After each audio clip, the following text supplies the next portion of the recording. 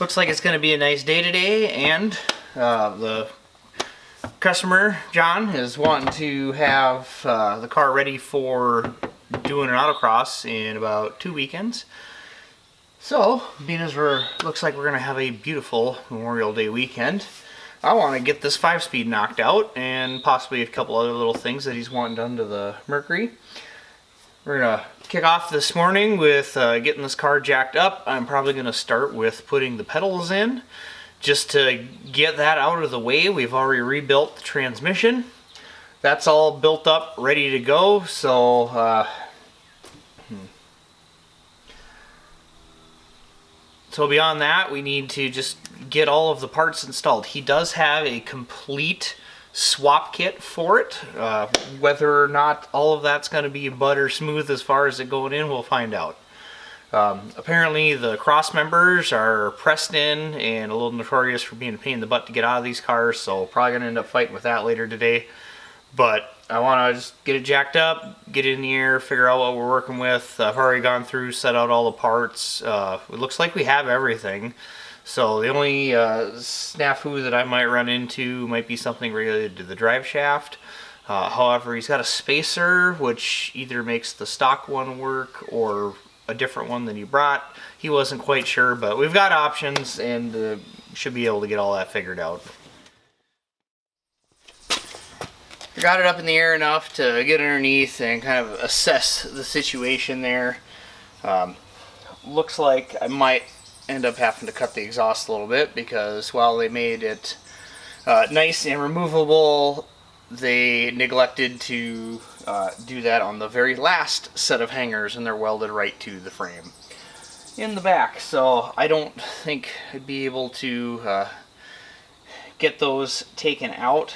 Although now that I'm thinking about it right now, maybe I can cut right near where it's in the rubber bushing and then just slide it out. We'll have to see how much wiggle room I actually have after I get it unhooked. Crossmember looks fairly straightforward. It does look like it's a very tight fit in there, so I'll probably gonna have to fight with that to get it free from the stock mounts, but shouldn't be too bad of a deal.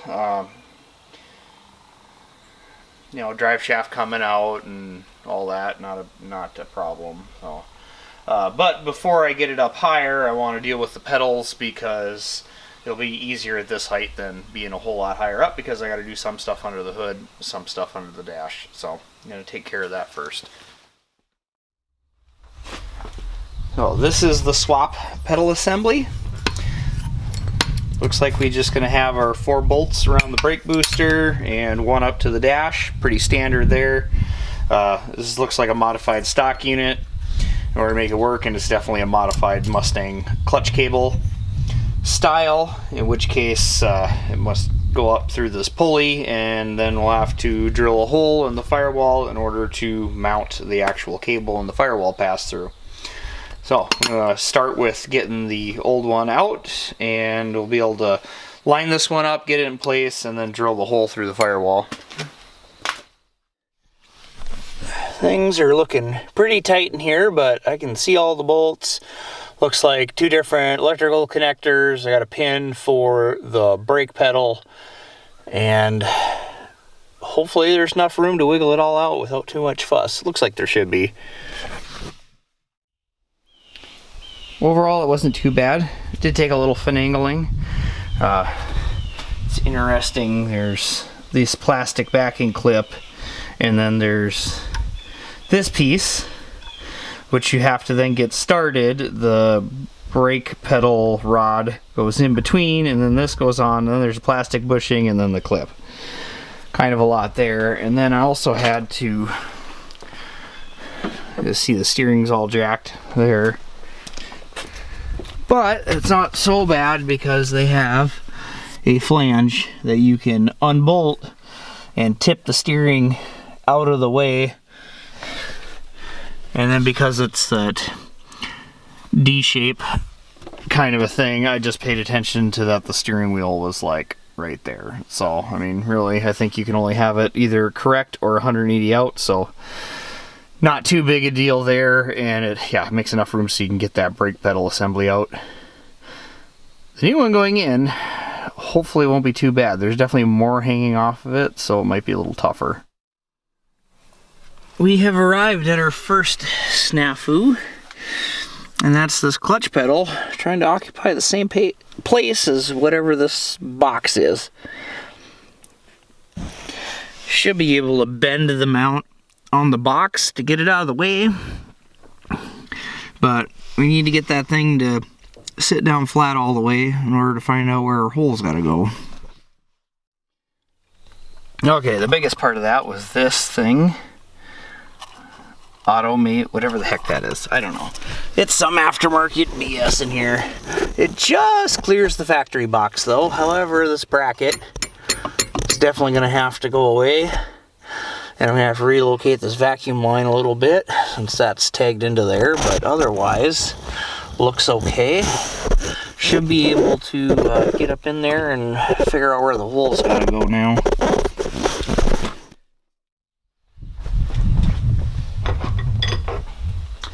Well, still not getting a whole lot of what makes sense about it. It's hard to see where I need to drill a hole at. Might as well.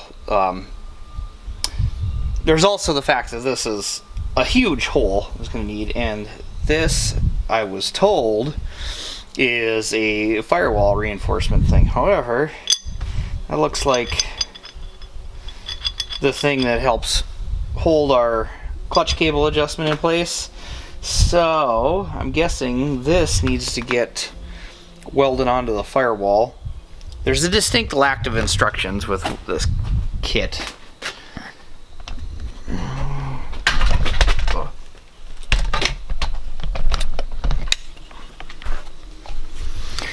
And from what I've seen looking online real quick, this is an older kit because now it's hydraulic stuff that gets used. But in order to get to this firewall, there's a lot of stuff that's got to get moved here because we've got, looks like cruise control, overlapping brake booster, wires, and yeah. So I guess I got to pull all of this in order to get the firewall clean, which would be nice anyway, because then when I put the pedals up there, I'll be able to see, you know, through the hole that the brake booster goes through and kind of feel around there and be able to tell a little bit better about where things are. Alright, we had two 11mm for what I assume is the cruise control. Two 14mm for the master cylinder off of the booster. Couple of electrical clips.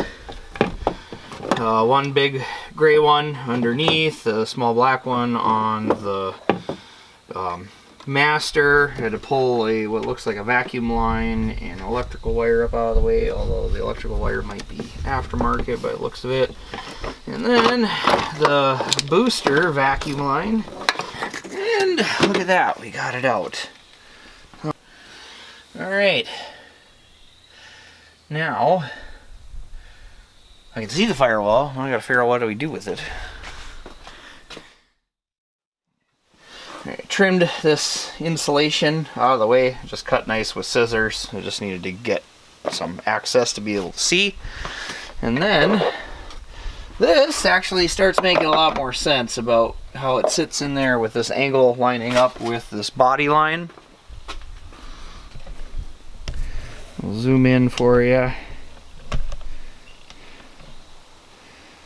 So, this thing actually can go in here and try to push the top down to where it's square, and right about there it finds kind of a happy place to sit. By no means is it a good fit to the firewall, but the top feels square. So this would be somewhere where we can clean off a little paint and weld it in there, I assume. However, it's a little weird that it's got the adapter piece.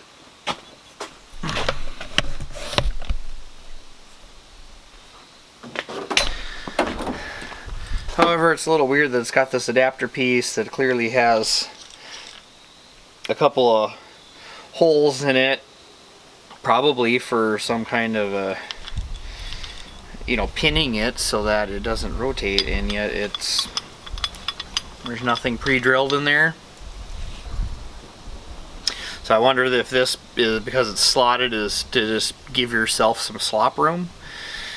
And then once you've got it welded in, and you can put this in there, get it to line up nice, and then like drill a hole and put a pin in it or something. I'm not sure. Once again, there's no instructions for any of this, so we'll see.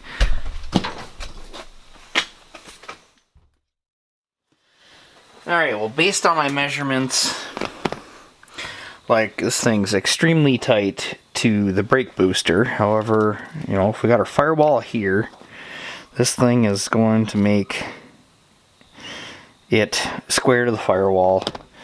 This is the way the cable needs to go. It needs to go underneath there so that when it actuates, it's not falling out of this groove. So that's why that is that way. However, trying to move everything in, because the tighter we can get to the firewall with the hole works, the better we clear the brake booster. It seems that this is entirely just to act as a spacer to set the height. So when it's all assembled and spaced out, it basically keeps this end from crashing into either one of these. Now the important measurement here is going to be the spacing from this hole to the center of where the cable lines up, and I've got about 2.5 right now is what it looks like, which is like as absolutely tight to the brake booster as we can get. The clutch quadrant itself doesn't quite line up with the other one, but there is washers here, and that can be shimmed, I think. It's just a little off. I don't like it, and it's closer to the brake booster, so I'd rather move that over a little bit to line it up. 2 5/8 would be nice. There is not any wiggle room in this idler pulley though, so we're gonna have to shoot for that 2.5. So when I take this piece and go over to the firewall, I'm going to be checking from center line over, and I'm going to grind and massage this edge into that firewall so that it fits better and will set center line to the bolt. Actually, what I should do is I should go scribe center on this too, just for a better measurement.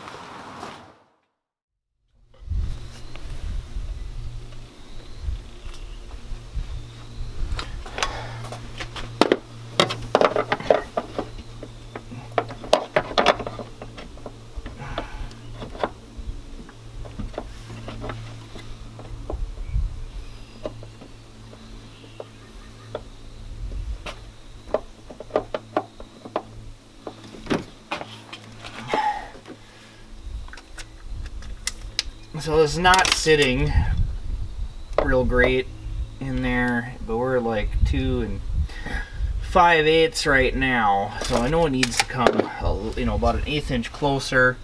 But to move it over, it's definitely like starting to twist and tilt it up, kind of a thing.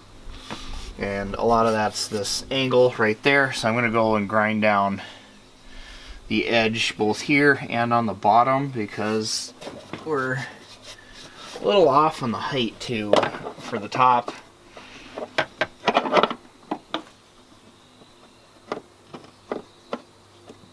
And I don't want to, I'd like to have this, I assume it's meant to be square across here, so maybe I'll line that up with a straight edge before I weld it, but it's also got just where it's not contacting on the top, so a little bit of grinding and fitment and maybe it'll get better.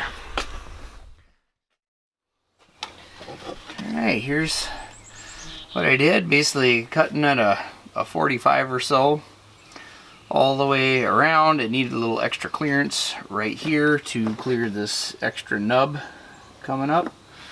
Oh, now and I had to hammer down this spot just a tiny little bit. Now, you stick it in there, And right there, it's tight at the top, it's tight down low. We measure from center line, and we're dead on 2.5 to the center of that pole. We're in good shape. And I went and ground off the paint just down and around a little bit.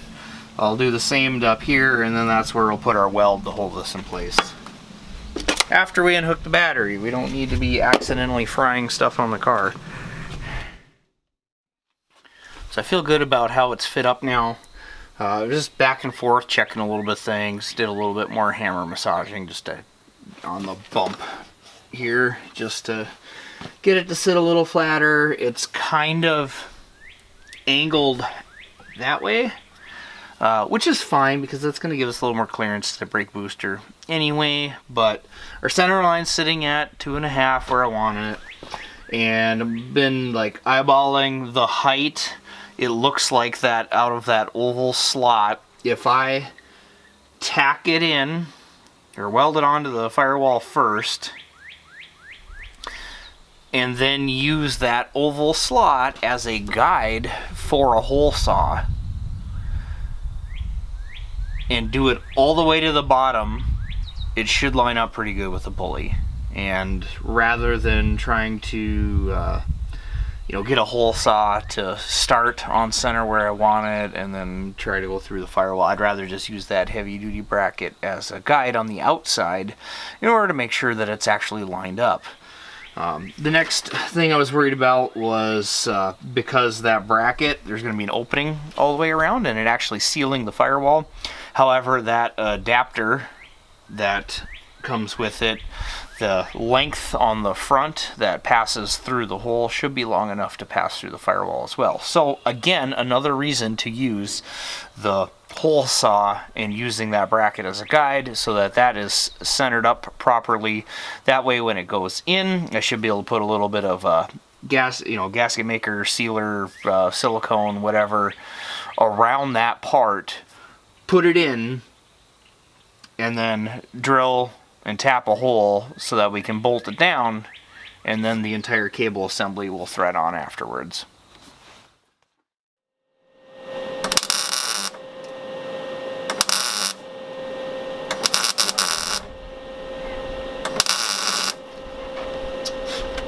Wonder what I'm going to light on fire behind that. Take a look. Like it's just insulation on the back side. Let's find something to stick in there. Oh, there, I got my hole saw. There, I'll hold the insulation off of the firewall.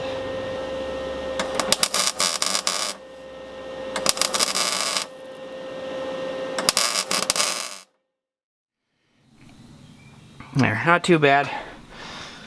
Just where I started my weld, I got stuff a little bit high up here, off grind down. But it'll only take a few seconds.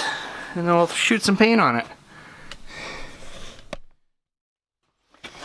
Alright, well, I'll cut the hole saw before I shoot any paint on here because I want paint on the edge of it, the whole cut hole anyway. So, we're going to go in. We're going to be all the way at the bottom. Hopefully,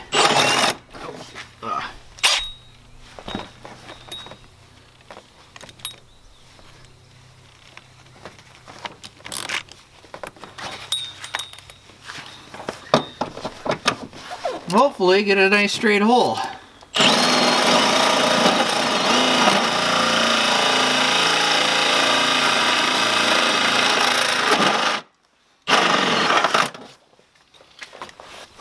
Now what's behind that? There's nothing behind there, so let's try to cut the insulation too.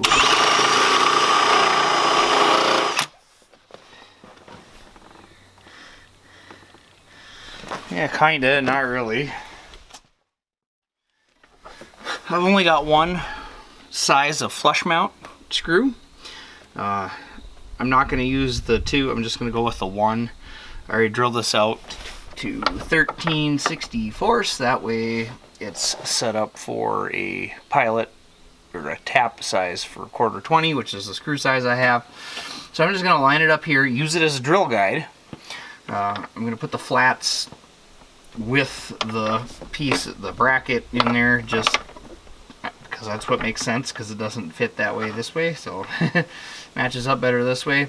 It's also the easier location to be able to get it drilled and tapped. So get that, and then we'll countersink it the correct amount.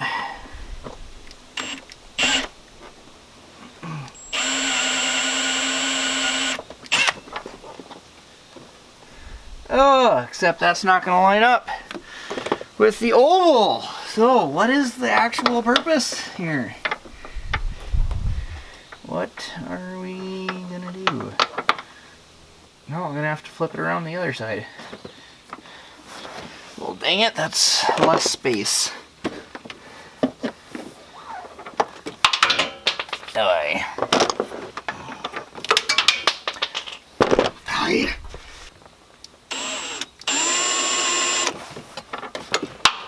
Okay, now I got a spot there. Center punch it down.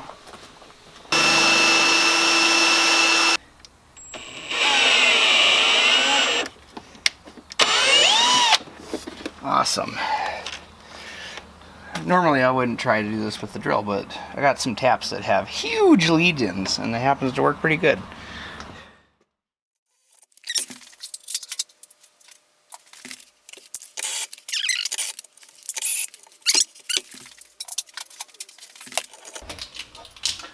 Just deburr that top edge.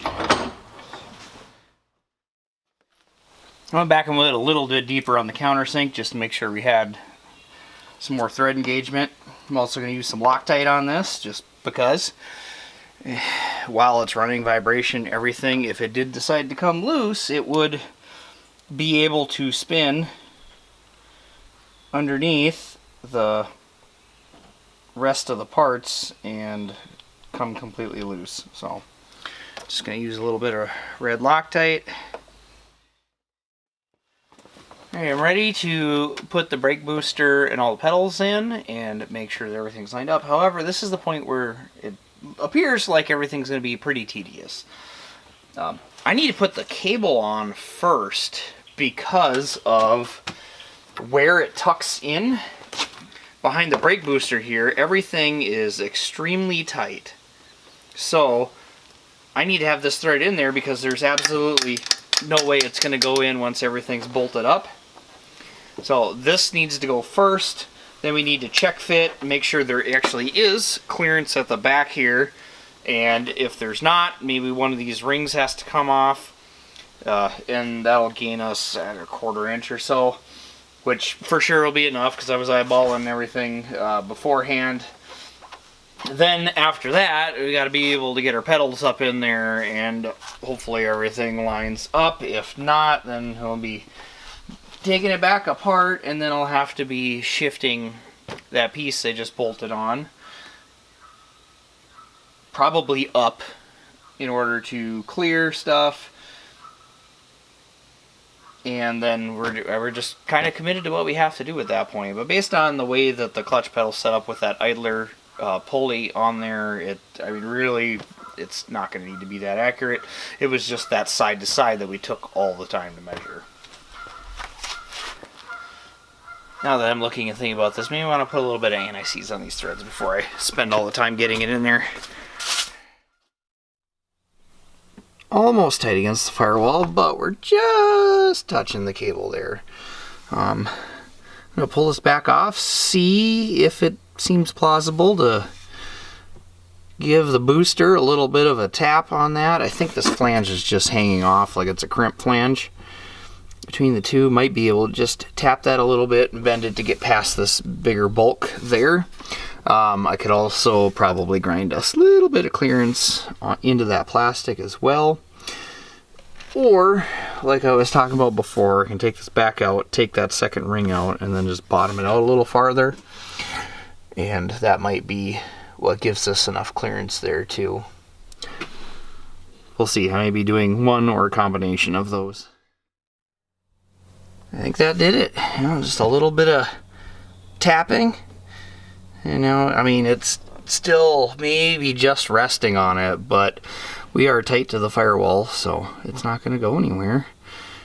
So that should do it. Testing my contortionist skills to get to this point.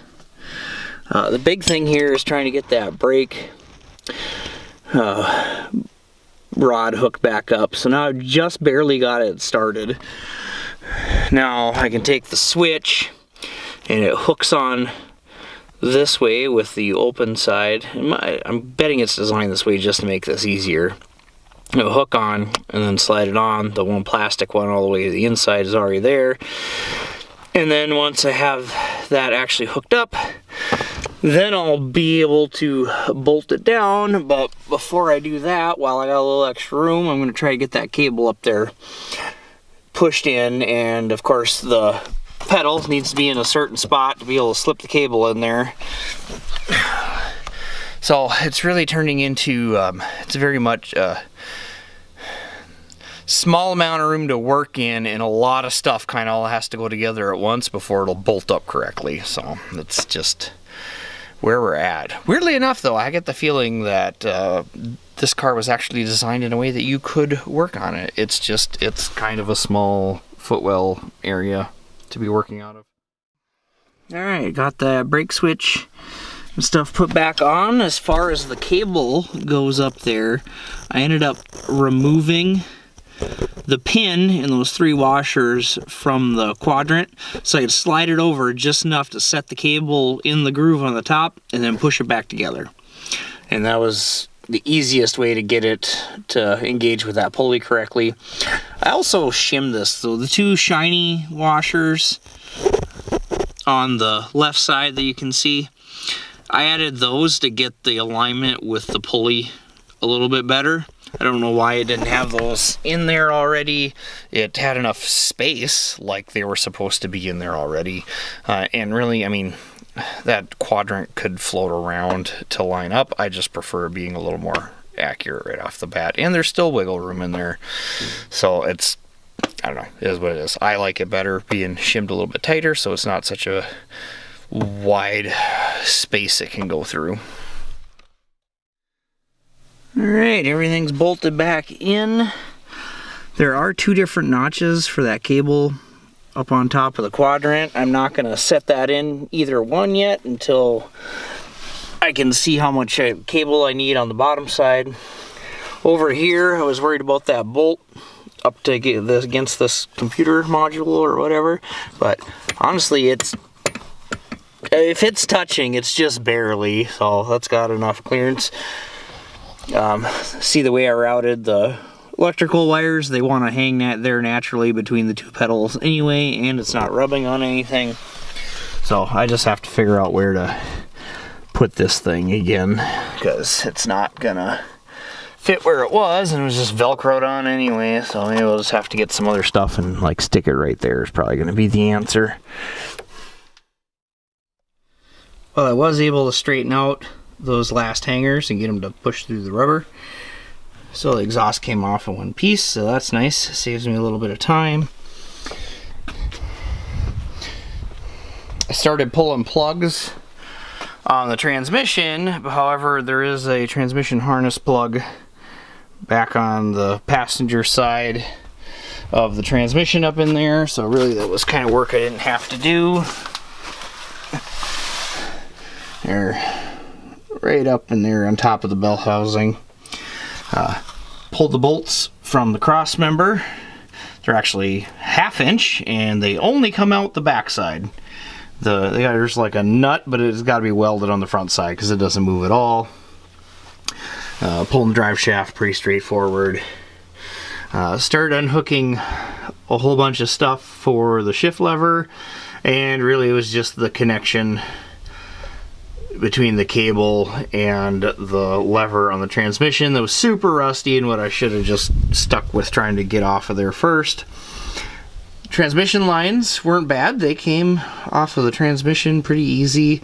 It's just been turning over the engine, getting to the torque converter bolts, also coming off easy. However, the crankshaft bolt on the dampener, I started by going in the loosened direction, and it just loosened right up. I'm like, oh, that wasn't tight at all. So yeah, kind of a good thing that ended up checking that anyway. So now that's tightened up properly, or at least more. Well, I know we're talking about doing some more work to this car, so which will involve taking that off. So we'll just make sure that's tight when everything goes back together. Right now, I'm almost ready to pull the transmission out, but I got to take the starter off yet, which, concerningly, that's like right tight to a header. But as long as I get the bolts out so everything wiggles free when I start pulling the transmission, that'll be good. And then we gotta support the transmission a little bit and get this crossmember popped out of here. So this car has headers, and it makes it damn near impossible to get to the starter bolts compared to stock. I had to pull all the transmission bell housing bolts and the torque converter bolts, and then I was able to wiggle the transmission a little bit, get a pry bar up in there and separate it from the engine a little, which gave me, I don't know, maybe a 1/4 inch of clearance if I was lucky. And then I was able to snake a extension and socket up in there, and had just a super short swing, but it was enough to make the ratchet work and get the starter loose and get it to come loose from the transmission in order to have enough wiggle room to actually take the transmission out. Now I'm on to dropping this crossmember, and because everybody says it's so horrible, I've seen some references where they're using just a massive pry bar on it. I elected to start with this guy and put this hook up underneath, and then it like pries against the frame, so it's more pushing it that way than anything else, but I was able to get it to move right away. At least a little bit. It's still stubborn.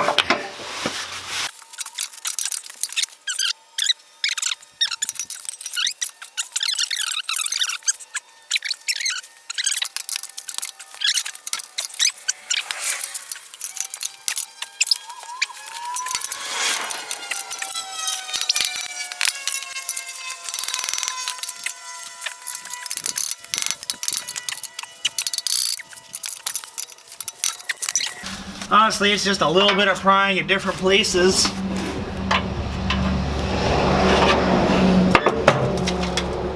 Ah, there we go.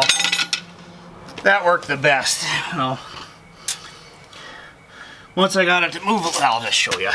Once I got it to move enough, I went up in here so I could pry down like that on both sides at the same time. That worked pretty good. You can see how much of a step there is way over there on the other side. I doubt it's an option you have right away, but once you get it down a little bit, that's probably the best thing to do. And I got the jack just barely supporting the transmission. That way it doesn't just immediately tip down and dump fluid everywhere. Alright, I'm using the jack to slowly bring the engine down, or the transmission down, I mean. The engine's propped up. At the front I've got a couple of blocks of wood holding it at an angle. That way it's easier to put the other transmission back in. Just trying to let it down slowly. Realized I forgot about the dipstick tube. Good thing I stopped right now and looked, because those plug-ins right up there were attached with just little clips. They pulled out easily enough. Like, if I would have forgot the whole way, it probably would have not damaged them. But the saving grace, I think, is that there's that bolt still hanging in holding the dipstick tube, so that didn't pop out and immediately dump fluid everywhere, so I'm pretty happy about that. Just gonna keep trying to walk this thing down, and hopefully we don't end up with transmission fluid all over the driveway. Well, I got it out, and it didn't spill everywhere. Trick was leaving the dipstick tube in and rotating it down to this position, because otherwise it was really tall. There's no way that was coming out from under the car. So, right, rotating it down, And then all I had to do was tilt the transmission towards the front a little bit, slide it out. It also helps if you set it down on some cardboard, because the cardboard will slide on the driveway nice. So, I think that might be the first time I've ever pulled a transmission and not spilled fluid everywhere without having, you know, drained it first. Alright, we're ready to start installing parts. I've already went and put the new spacer plate, or dust shield plate, whatever you want to call that, on the engine. I had to pull one of the dowels that got stuck in the other transmission out, put both of them in the block, put that plate on. Need to remember to put the pilot bushing in. So this came with the clutch kit. I don't know if it was like an add-in or if they all come like that, but it's just a piece of bronze that's kind of soft. I'm going to put it in with a driver just to make sure that I'm not hammering on the edges and beating it up. Because the point is that it's a bearing material, so it is softer. But I'll get this put in. I'm going to want to just double check the depth of the crank. Actually, I should probably do that before I put this in, to make sure that we're not going to bottom out the input shaft on the crank. And once I get this put in, then we'll be able to get our different bolts, because they're going to be longer for a flywheel than they are for a flex plate, and get that bolted and torqued up. Before I put that on, there's some dowels that need to go in for locating the pressure plate, and we can get all this stuff installed.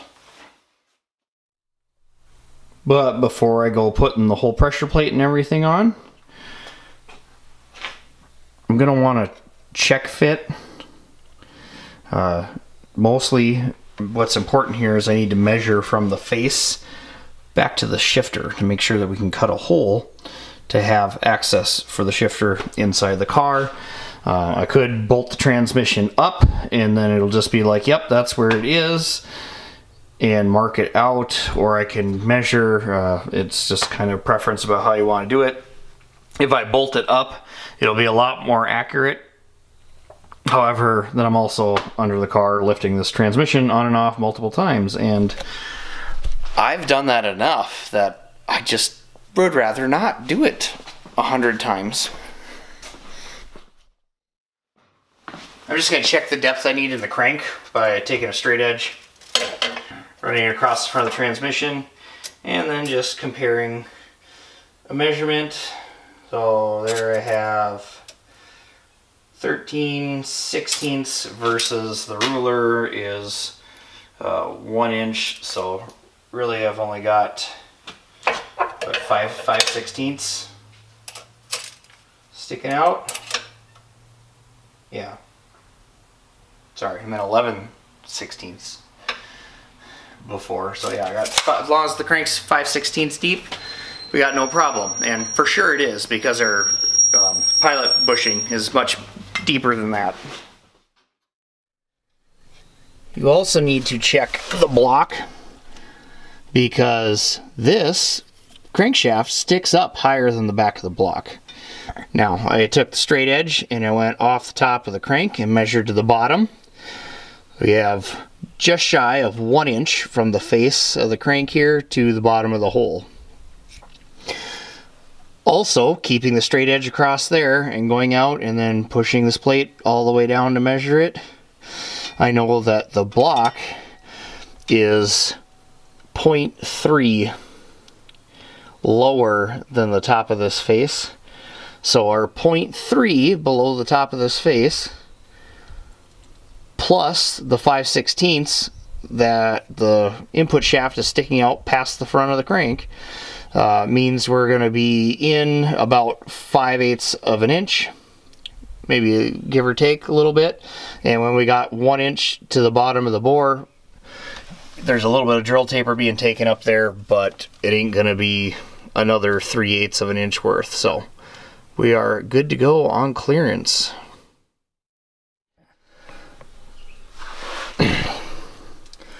So I cut my hole small. I started by drilling corner holes to pass through so I can mark the carpet on the top side, and then I cut basically an I shape into the carpet so I could fold up the edges. That way, if I'm off, I can just push the carpet back down and you'll hardly be able to see it. There's also multiple layers here. We got 2 layers of steel, and then there's like a double layer of plastic in there to cut through. Was able to use the angle grinder for some of this, but then had to move to a body saw to get through the rest. Here's the parts that came out. So this was like the floor and the under layer, and then this was that top layer that's got a little bit of that body rib reinforcement. So I kind of want to cut most of that reinforcement out of the body just for clearance, for ease of install, because I know that the transmission is going to need to like slide forward on the engine, and we're probably going to want that clearance. However, I want to test fit the transmission first, and having a little bit of a big brain moment, I have the case that we tore apart that was junk on the internals, but so it's an empty case. So this will be way easier to install and test fit than putting the fully loaded transmission that's heavy in first. And here's why we cut a little small.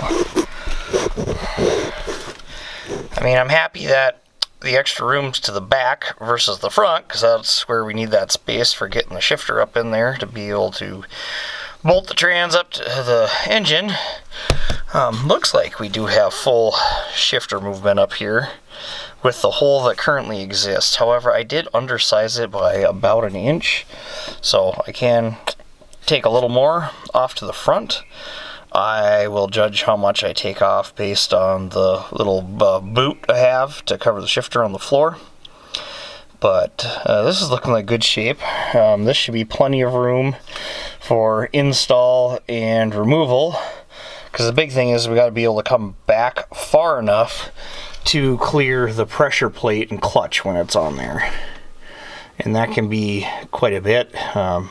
There's actually tons of room for this transmission in this car compared to how stuff's fit up in my Cutlass over there, but it's a lot tighter in that car.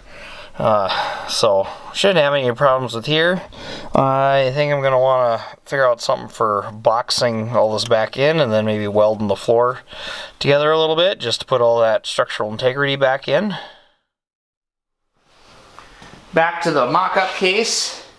The transmission mount off of the automatic bolts right up. However, there is a difference in the length of that from the bell housing. The manual is about 1 inch farther back, so the crossmember needs to be modified both for the bolt location and for clearance to this lower area right here. This is an approximate guess about where it's going to need to go to. As you can see, we'll need holes back here farther. I mean, they were pretty centered, so as long as we're back 1 inch, I'm just going to drill a hole back here and then just slot them out to make sure that we've got wheel room, and then I don't have to be so dead accurate with it either. I'll just use these slots as kind of a straight edge to line them up. That way everything's nice and straight. But you can see about center of these slots, so we're gonna have to notch it down in order to clear all of this. And I gotta check the heights here yet. I don't know if we just need to do this top layer or if we're gonna have to do some of this as well. Checking from the bottom to make sure that we have clearance. Looks like we're gonna need at least 2 inches. This top step is only 1 inch, and it's only 1.5 inches total all the way to the bottom. So in the name of simplicity, I'm thinking I'm just gonna line it up here, and I'm just gonna chop this whole front section right off, and then we'll make a plate to box that back in after.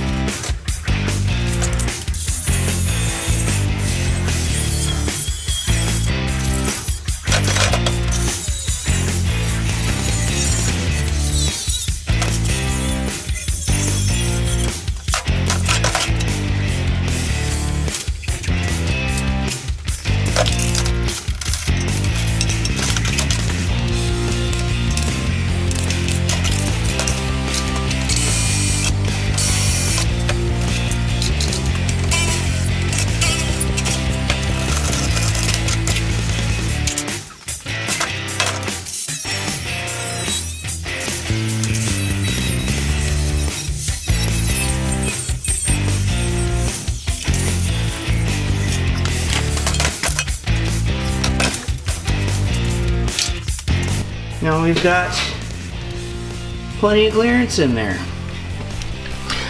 Since our studs are a little farther back, I'm going to notch out the bottom so there's a nice straight shot up to them, and then I can put a solid plate on the front.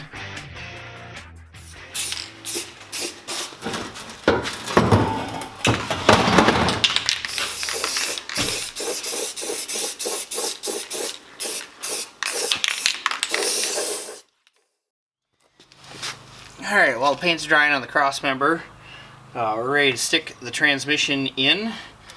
Customer provided a different wiring harness. This one is from, I think it said, a 2004 GT Mustang. So it's got all the same oxygen sensor plugins and the correct speedo and reverse light sensor, and the same plugins up on the top to plug into the harness. So it's pretty much a plug-and-play harness as far as that goes. I'm going to try to put it in with the shifter on. If it proves to be a problem to the floorboard, I mean, that's why I cut that extra clearance. I can pop this rubber off. There's 4 Allen head screws in there, and I can actually remove the lever itself. There's a couple of springs and things, as well as the top plate in this particular shifter. And it'll shorten it up at least 3 inches, so it makes it a lot easier to install if you're in a tight space. And then you can place all that stuff back in from the top, and then as long as you have that stuff off, it's the easiest way to fill the transmission with fluid. Just pour it in from the top. Turns out these plugs don't match, and it's not just a direct fit up. I have a suspicion I can just cut the tangs off and plug it in like normal, but we'll circle back on whether or not that's the case. Alright, well, looks like that GT harness isn't going to work, because after watching some YouTube videos, it sounds like the car's not going to start unless you bypass some wires here. And then if you don't have the shift indicator module thing hooked up, apparently the cruise control won't work either. So just screw it, cannibalize the harness for the plugs, and jump stuff. So out of our shift harness plug, we got 10 and 12 jumped to each other. That's to make sure the car starts, because that's the neutral safety. 9 and 11 are the reverse light, so they're hooked into the plug-in off of the GT.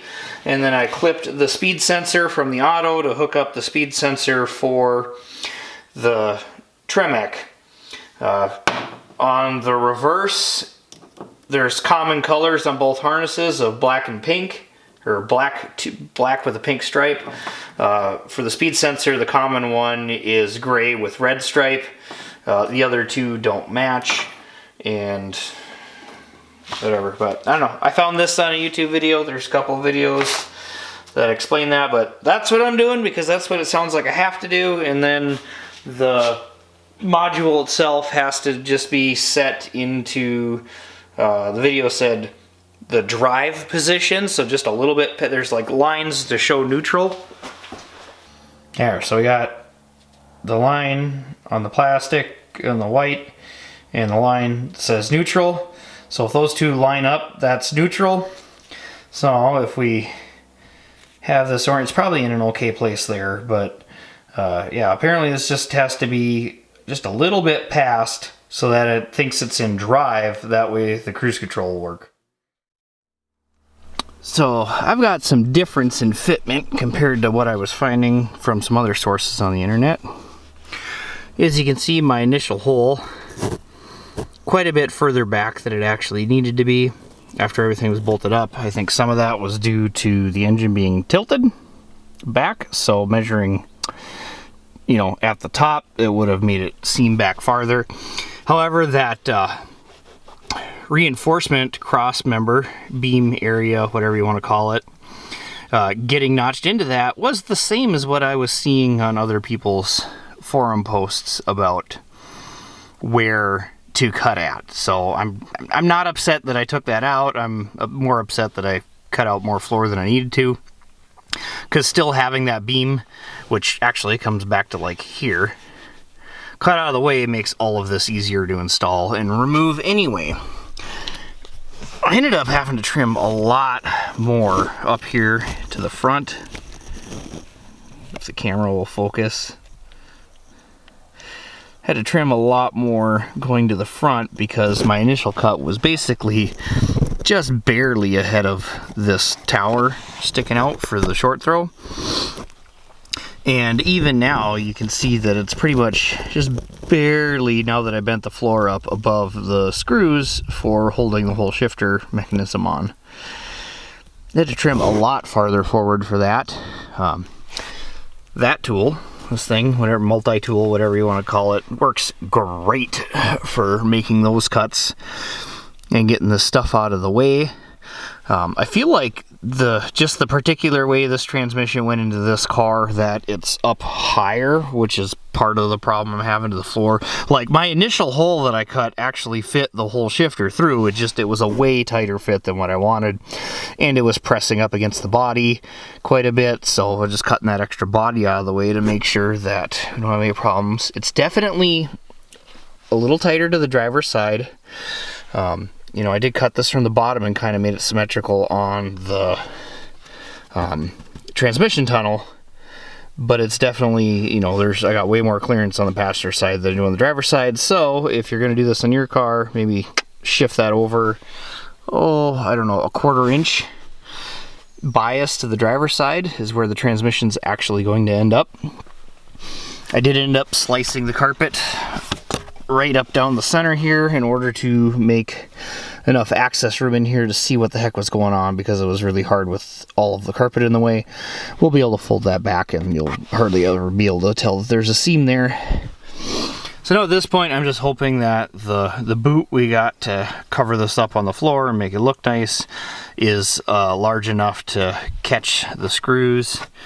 Although with this being kind of a plasticky inside anyway, I don't know if it's gonna. I feel like it's kind of a small one, so it's not gonna cover it up, but I'll end up making just a kind of a cover plate to go over this. Actually, I've got some like race car body plastic that were good for this. It's gonna be about the same as this stuff, or I can bend and fab a piece of sheet metal and then we'll just slip over the top of this, tuck under the carpet, and then we can screw a boot down and it'll look great. Alright, here's with the shifter removed. There's the plastic bushing down inside of there. That does tend to stick to the lever when you pull it out. However, you can just kind of give it a yank, it'll come out. This one even almost flipped over completely upside down. I've never had it where they go rogue inside of there, so you don't have to worry about that. You know, it just sticks onto the ball here. This is symmetrical, so it doesn't matter which way it goes in. But when it sits down inside of there, there's these washers that sit on top of the shaft. The spring goes on top of those, and then when you bolt the top plate down, the springs sit in these pockets, and that's what adds tension to it to hold it down in place. Oh, and this is directional. You can see the radius difference. You can only put this on one way, and that's because the stops are set so that when you're shifting, it bottoms out against there instead of bottoming out all the parts of the transmission. But by pulling this off, and we can stick a skinny fill tube down in there, and this is the easiest way to add fluid to the transmission. I believe spec on the 3650 is 3.75 quarts. I've just put a full 4 quarts in before and it's been fine. It's just regular old ATF. However, I like to use Schaefer's products in my stuff. They also have a higher thermal capacity with those, and in the race car I've had the transmission basically so hot if you rubbed your arm against the case it was going to burn you, and everything functioned just fine. So we'll be putting Schaefer's in here also, since that's what I have on hand, and he plans to autocross and road course the car, so it's gonna get hot eventually, and we'd rather be safe. So I finished out the floor plate. I got a piece of aluminum just tucked underneath the carpet, comes back to about here and extends up to about there, and is bent to shape to be able to screw this down to. Not the most perfect thing in the world, but it's a cheap solution.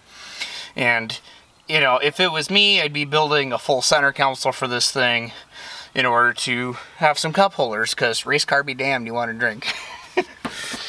Our next dilemma is, we got the tri-axe that came with the short throw. It's down here, it feels like a reach from the driver's seat where the position's at right now. And your fist kind of ends up in the dash for first and third.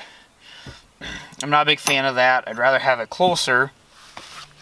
It's also got this Hurst shifter that came with it, which, yeah, that gets it up in a much more comfortable position. Like, I've got my elbow bent so that I can actually go through movement without having to like reach with my body.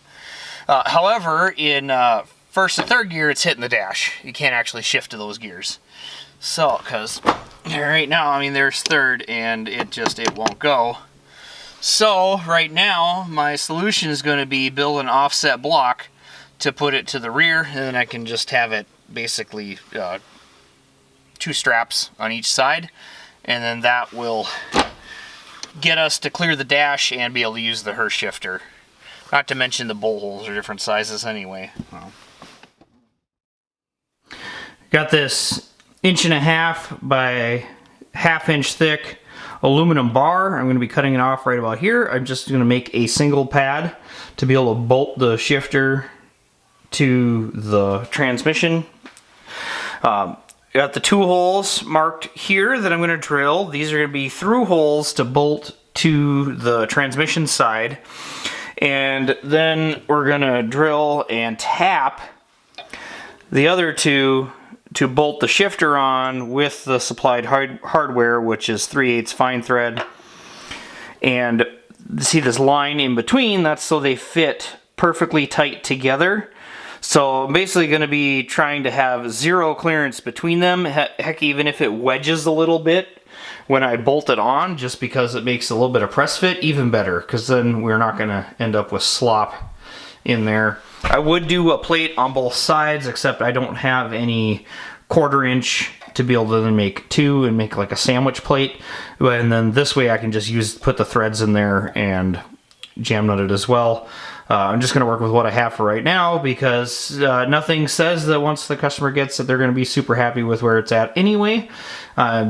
Assume they'll probably be fine with it, but at some point, like if we want to redo the shifter to make it be in a more natural position, we can do that later. And just like that, we've got our shifter mounted.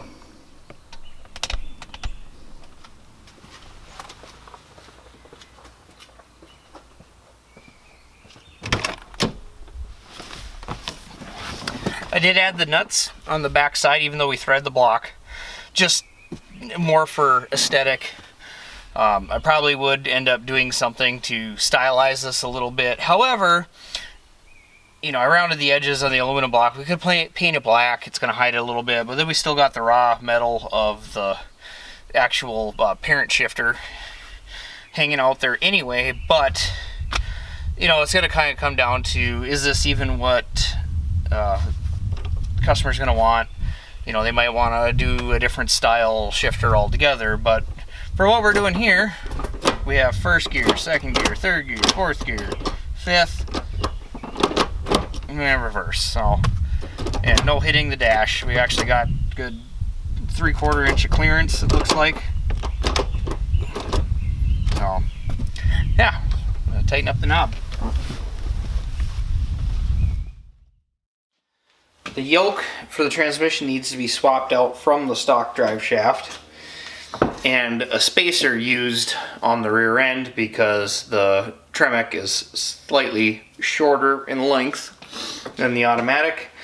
I've gotten this far where I got the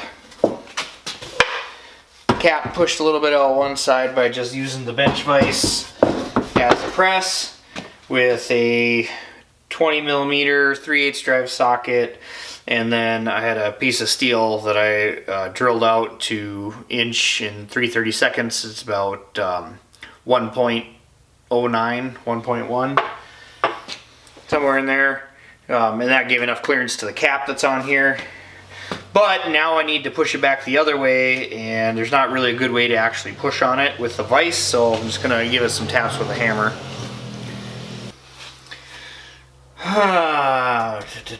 Yeah, I'm going to have to mess with this for a little while. Alright, I was able to get it with a little extra leverage with this thing. Now, ready to put the new one on.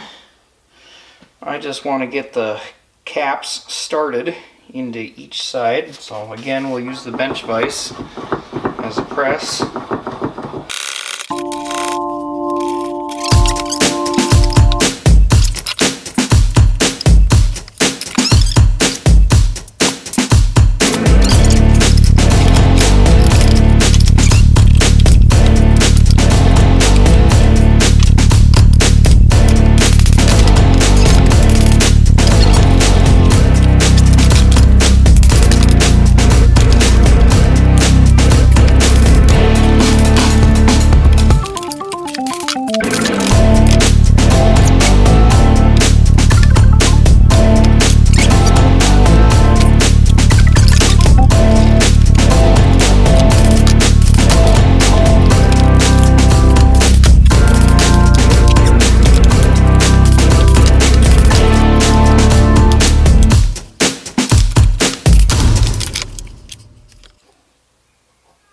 Yeah, there's no way this thing's going in there.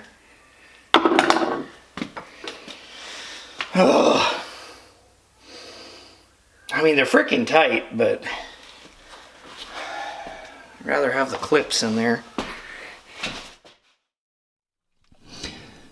So, drive shaft ended up in with no spacer, and up towards the front,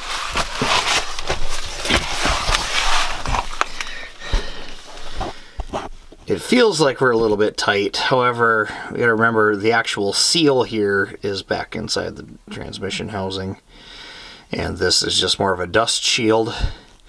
So there's still 3/4 of an inch of room in there. However, there is another drive shaft the customer brought that's an aluminum one. I didn't start with that one because it seemed like it was gonna be too short the way I was measuring stuff out, but we may be pulling this back apart and putting the aluminum one in, but this one's good enough to at least test everything and make sure it works. Our clutch cable adjustment is nice and in the middle of the adjustment down here. It needed to go in the most forward, as in like longest setting up on the clutch quadrant under the dash. And then that put this here in a nice window. I got just a little bit of loose play on there, so it's not holding tension on the clutch. The cable itself had to be weaved in between tubes number, the first and second tube anyway, on the driver's side, and then over the motor mount, between the motor mount and the block, and then like out underneath the motor mount in order to make it through at the right length. It's not a bad routing. I mean, it avoids the header pretty good. It just was kind of a pain in the butt to get in there. I've got the gear selector bolted in place here, and then zip ties holding all of the electrical where they need to. There's lots of holes on the transmission scattered around that are easy enough to loop into in order to make everything tie up out of the way nicely. Since all the heat wrap was falling off of the headers, I used some of this. It's a Ford part number for like on catalytic converters kind of stuff. It's supposed to be good for direct contact, so I just wrapped that around the starter. It's probably wedged in place between that tube and the back of the solenoid because that stuff was touching as it was. I'm surprised it's lasted. But hopefully that'll hold up, because I really don't know what else there can be done with the starter, because it's so close to that header. Okay, for the sake of doing it as best as I can, we switched over to the aluminum drive shaft. Because it's a little bit shorter, I wanted that little bit of extra clearance. It probably wouldn't have been an issue with the stock drive shaft, but the customer had this one ready to go, so we might as well run the aluminum drive shaft for the performance benefits. There was a lot of screwing around with this U-joint again, trying to make this work, and part of it is this yoke. This was a Ford Racing one. The way that the snap ring grooves are cut makes it seem like it's narrower, but really if you get it into the, like, you can just get the snap rings in there, but of course you can't squeeze these snap rings tight together and set it in there because they don't fit that way. You got to start one edge and then work it around to get it to pop in. So sorry to whoever's the poor bastard that's going to have to replace these in the future. Hopefully it lasts a good long while. This is, I believe, a 1310 style on the yoke, and it's a 1350 on the aluminum drive shaft. The stock drive shaft was 1310. But yeah, finally got this thing to go together. I don't know what fought me so much. I ended up having to cut the U-joint out of the stock drive shaft in order to scavenge the caps, because in the aluminum they're a larger cap. They're 1 3/16 diameter instead of 1 1/16. That is in the 1310 yoke versus the 1350 size. However, on the U-joints, in both they have a 750 diameter on the shaft, so it was able to just swap caps and make it work.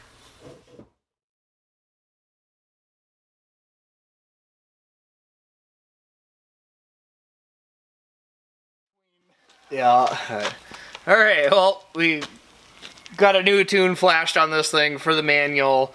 Got the idle to come down quite a bit. It looks easier to drive. Yeah. So, yeah. It's absolutely fantastic. Clutch is still kind of an on-off. That's probably just the whatever clutch type it was. It's a way different feeling than than what I'm used to with a hydraulic clutch and all that. Yeah. It feels absolutely amazing. All right. Yeah, I don't know. Ripped around the block. Yeah. Seemed fun. Gonna have to talk to Marty though. The tune wasn't at 7,000. It was at 6,500. Gonna have to call him and figure that one out. But no, it's doing good. Other than the rev limiter needing to be higher on the tune, Marty's tune was spot on. The transmission feels absolutely amazing. Yeah, I mean, even just riding the passenger, I could tell it was better than when I tried to drive it with the automatic tune still in it. Yeah, Marty and the fact that you were like 3 tries and then got the clutch figured out enough to not stall it a bunch of times was already better than I was doing when the idle was higher. Just out of practice, if I could figure out how to drive a Bronco 2 with an anemic 2.8 liter V6 and not kill that on 32s, I could figure this one out. Yeah. Well, it'll be fun autocrossing it next weekend. Absolutely.